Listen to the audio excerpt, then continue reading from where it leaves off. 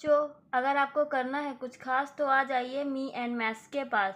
Students, आज हम पढ़ रहे हैं class 7th NCERT chapter first properties of integers. इसकी मैंने एक वीडियो डाल रखी है जिसमें मैंने कुछ और चीज़ें बताई हुई हैं। आज हम पढ़ेंगे इसकी प्रॉपर्टीज जिससे आगे के क्वेश्चन सॉल्व होंगे। ये सारी प्रॉपर्टीज़ लिखी हुई हैं जैसे closure property, commutative property, associative property and distributive property. ये सारी प्रॉपर्टीज़ किसके अंडर में वर्क करती है? Addition, subtraction, multiplication and division. इन सारी प्रॉपर्टीज़ को हम इनके अंडर में यूज़ करके देखेंगे किस चीज़ को फॉलो कर रही है, किसको फॉलो नहीं कर रही। तो लेट स्टार्ट स्टूडेंट्स, करके देखते हैं। तो पहली प्रॉपर्टी क्या है? Closure property. तो सबसे पहले हम इस प्रॉपर्टी को देखेंगे। Closure property under the addition, मतलब क्लोजर प्रॉपर्टी को सबसे पहले हम एडिशन में फॉलो करवाएंगे। तो चलिए देखते हैं। तो 6 + 5 कर रहे तो क्या आ रहा है? 11 आ रहा है। मतलब ए भी एक इंटीजर है, बी भी एक इंटीजर है। अगर हम दो इंटीजर्स को प्लस करें तो हमारा जो आंसर आए वो इंटीजर ही आना चाहिए। अगर ऐसा है तो क्लोजर प्रॉपर्टी में एडिशन को प्लस एडिशन को फॉलो करेगा। जैसे इंटीजर्स प्लस इंटीजर इंटीजर, मतलब किसी भी दो इंटीजर्स को प्लस करने पर एक इंटीजर ही आना चाहिए। तो हम यहाँ पास 2 + 3 कर रहे हैं 5, ये भी एक इंटीजर है। आप थोड़ा सा टफ क्वेश्चन लेते हैं। जैसे मैंने लिया 10 प्लस माइनस का 5, तो प्लस माइनस माइनस 10 में से 5 कट हुए तो कितना आया? 5 ही आया। मतलब ये एक प्लस का इंटीजर, एक माइनस का इंटीजर। तो जो हमारे पास आंसर आया वो भी एक इंटीजर आया। आई होप आपको क्लोजर प्रॉपर्टी एडिशन के अंदर समझ में आई हो। अब देखते हैं मल्टीप्लिकेशन के अंदर में क्लोजर प्रॉपर्टी फॉलो होती है कि नहीं होती है। कि मतलब मल्टीप्लिकेशन का मतलब कि जब दो इंटीजर्स को आपस में मल्टीप्लाई करें तो एक इंटीजर ही मिलना चाहिए। जैसे 5 भी एक इंटीजर है और ये 5 भी एक इंटीजर है। तो जो इनका प्रोडक्ट आएगा वो भी क्या होगा? एक इंटीजर ही होगा। 5 × 5 25, तो ये भी क्या है? एक इंटीजर ही है। 4 × 0 तो 0, ये भी क्या है? एक इंटीजर है। मतलब a × b करेंगे तो आंसर हमें c ही मिलेगा। तो मल्टीप्लिकेशन में ये 2 इंटीजर्स को अगर हम मल्टीप्लाई कर रहे हैं तो हमें एक इंटीजर ही मिल रहा है। आई होप आपको मल्टीप्लिकेशन क्लोजर प्रॉपर्टी के अंडर में समझ में आया हो। अब देखते हैं क्लोजर प्रॉपर्टी सब्ट्रैक्शन के अंदर। सब्ट्रैक्शन के अंदर देखेंगे तो 5 में से अगर हम 2 को माइनस करते हैं तो 3 आया। और तो इसका कहने का मतलब कि अगर हम दो इंटीजर्स को माइनस करें तो हमें इंटीजर ही मिलना चाहिए। जैसे माइनस प्लस का 5 माइनस का 10, तो आंसर क्या आया? माइनस का 5। माइनस का 5 भी क्या है? एक इंटीजर ही है। तो a - b करने पे हमें आंसर c ही मिलेगा। इसका मतलब इंटीजर माइनस इंटीजर्स, तो जो आंसर आएगा वो भी क्या होगा? एक इंटीजर ही होगा। Difference of any two integers in a integer, मतलब दो इंटीजर्स को अगर हम माइनस करेंगे तो हमें एक इंटीजर ही मिलेगा। आई होप आपको ये भी समझ में आया हो। अब बात करते हैं क्लोजर प्रॉपर्टी के अंदर डिवीजन को।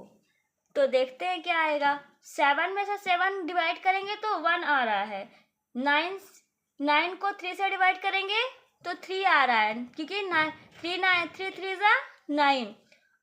लेकिन जब हम 5 को 0 से डिवाइड करेंगे तो नॉट डिफाइंड आएगा, क्योंकि हम किसी भी नंबर को 0 से डिवाइड करते हैं तो वो नॉट डिफाइंड आता है।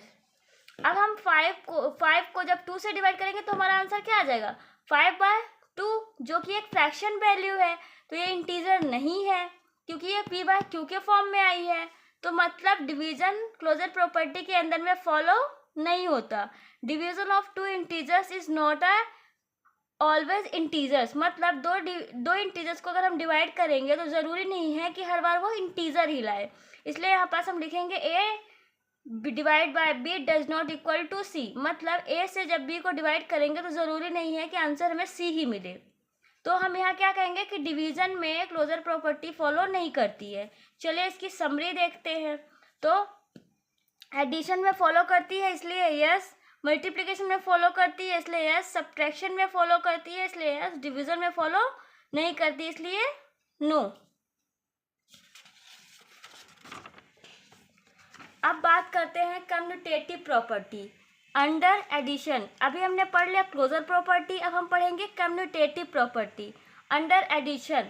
चलिए देखते हैं। तो एडिशन के अंदर क्या होता है, 14 + 6 करेंगे तो 20 आएगा, या 6 + 14 करेंगे तब भी आंसर 20 आएगा। मतलब हम किसी भी दो इंटीजर्स को किसी भी तरीके से रखें, किसी भी ऑर्डर से रखें, उसका सम क्या आएगा, सेम ही आएगा। तो we can added integers in any order, हम इंटीजर्स को किसी भी ऑर्डर में प्लस करें, आंसर सेम आने वाला है। चलिए जैसे देखिए यहाँ बस 10 + -4 या फिर 4 + 10, आंसर दोनों का सेम आएगा। इसलिए एडिशन के अंदर कम्यूटेटिव प्रॉपर्टी फॉलो होती है। अब कम्यूटेटिव प्रॉपर्टी में मल्टीप्लिकेशन देखते हैं। तो 4 × 6 या 6 × 4, दोनों का आंसर क्या आ जाएगा, 24 ही आएगा। We can multiply integers is any integers any order, मतलब कम्यूटेटिव प्रॉपर्टी में अगर हम मल्टीप्लिकेशन की बात करें तो उसे किसी भी ऑर्डर में रखेंगे तो आंसर हमारा सेम आएगा। a × b या b × a रखेंगे, आंसर हमारा सेम ही आने वाला है। अब देखते हैं सब्ट्रैक्शन। 10 - 2, या पहले मैं -2 रखी थी, अगर हम -10 रखूंगी तो क्या दोनों का आंसर सेम आएगा, नहीं आएगा। 10 में से हम 2 को माइनस करेंगे तो 8 आएगा, लेकिन -10 में से +2 को माइनस करेंगे तो कितना आ जाएगा, -8 आएगा। तो दोनों में डिफरेंस आ गया, इसलिए सब्ट्रैक्शन में कम्यूटेटिव प्रॉपर्टी फॉलो नहीं होती है। तो कम्यूटेटिव प्रॉपर्टी में ये सब्ट्रैक्शन को फॉलो नहीं करता। दो इंटीजर्स को माइनस करने पर सेम आंसर्स नहीं आते हैं, इसे किसी भी ऑर्डर में माइनस हम नहीं कर सकते हैं। We can not subtract integers in any order. I hope आपको सब्ट्रैक्शन भी समझ में आया हो। अब कम्यूटेटिव में डिवीज़न देख लेते हैं। तो हम 10 को 2 से डिवाइड किया तो 5 आया, लेकिन 2 को हम 10 से डिवाइड करेंगे तो आंसर क्या आ जाएगा, 1/5 आएगा। यहाँ तो इंटीजर आ रहा था, लेकिन यहाँ क्या आ गई, फ्रैक्शन वैल्यू आ गई, p/q के रूप में आ गया। इसलिए कम्यूटेटिव प्रॉपर्टी में क्या फॉलो नहीं होता, डिवीजन फॉलो नहीं हो रहा। We can not divide integers in any order, इसे हम किसी भी ऑर्डर में फॉलो नहीं करवा सकते हैं। अब इसकी समरी देखते हैं। एडिशन में फॉलो होती है, यस। मल्टीप्लिकेशन में फॉलो नहीं होती, मल्टीप्लिकेशन में फॉलो होती है, सब्ट्रैक्शन में फॉलो नहीं होती है, डिवीजन में भी फॉलो नहीं होती। आई होप आपको ये भी समझ में आया हो।